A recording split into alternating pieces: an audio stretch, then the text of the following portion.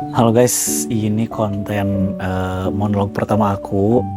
Jadi memang banyak banget ya hal-hal yang ingin aku utarakan gitu lewat monolog kayak gini. Cuma memang yang bingungnya tuh nggak tahu mau mulai dari mana gitu. Jadi mungkin kita di sini, aku di sini terutama pengen ya udahlah kita keluarin aja dulu satu-satu ya. Nah sebetulnya kebanyakan yang aku upload sebelumnya itu di TikTok.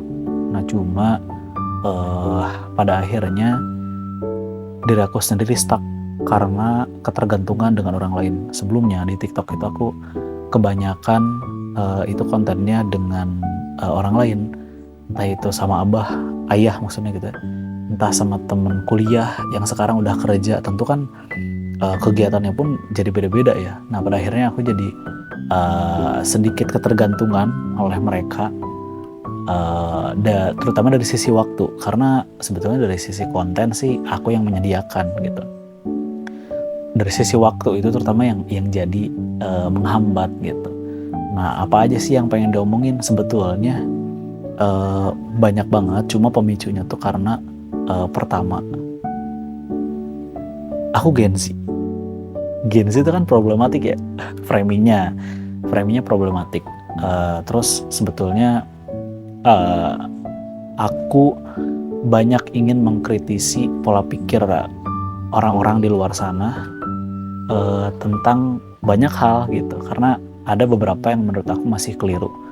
Framingnya di luar sana kan SDM Indonesia rendah gitu.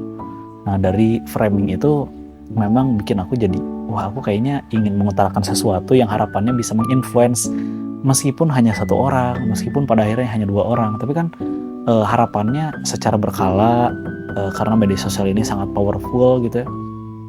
Wah, insya Allah gitu bisa bisa menyebarkan sangat banyak konten gitu. Nah oke, mungkin lebih kepada yang pertama dulu ya, keresahan aku yang mau aku obrolin malam ini gitu. Mungkin gak akan banyak-banyak, satu topik aja dulu buat permulaan, yaitu tentang usia 25 harus ngapain sih. Aku sendiri sekarang udah 25,5 nih, udah mendekati 26 sebetulnya. Kalau orang bilang ini lagi quarter life crisis, ya sedikit banyaknya sedang terasa. Tapi sebetulnya yang terjadi di aku pun kemungkinan besar terjadi di orang lain gitu ya. Banyak orang yang punya rencana tapi nggak banyak aksi, itu dia masalahnya gitu. Contohnya aku sekarang kenapa aku sampai bikin konten monolog kayak gini, karena sebelumnya yaitu tadi aku ketergantungan oleh orang lain, bahwa bikin konten harus berdua, bikin konten harus bertiga dan sebagainya, harus di tempat A, B, C, D, sebenarnya di kamar gitu ya, di atas kasur bahkan kita bisa bikin konten gitu. Kita bisa sharing hal yang positif sebetulnya kan. Nah, jadi mungkin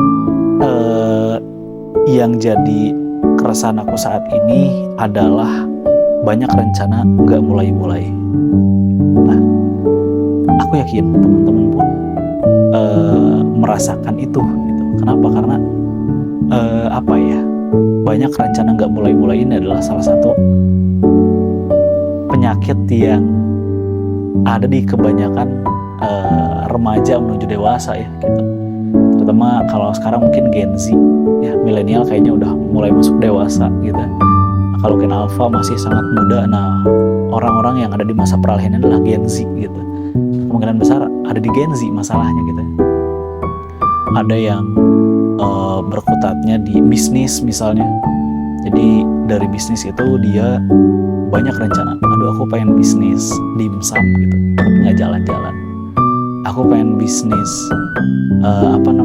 milk bun gitu yang lagi viral di sosial media, atau bisnis mochi, bisnis baju dan sebagainya, tapi nggak mulai-mulai gitu. Nah, pada akhirnya berdalihnya adalah wah bisnis butuh modal gitu, bisnis butuh privilege dan sebagainya, bisnis butuh A, B, C, D, E, F, G. Betul, nggak bisa disalahkan, betul. Tapi prinsip yang ternyata seharusnya aku pakai dari dulu adalah prinsip control what we can control gitu. kendalikan apa yang bisa kita kendalikan gitu ya. Banyak hal yang berada di luar kendali kita, walaupun bisa kita upayakan, tapi persentase persentase mendapatkannya itu lebih kecil daripada hal yang bisa kita kendalikan. Contohnya kayak aku pada kesempatan kali ini aku bikin monolog kayak gini, itu adalah dengan memanfaatkan segala hal yang bisa aku kontrol. Contoh kamar gitu, tempat itu bisa aku kontrol.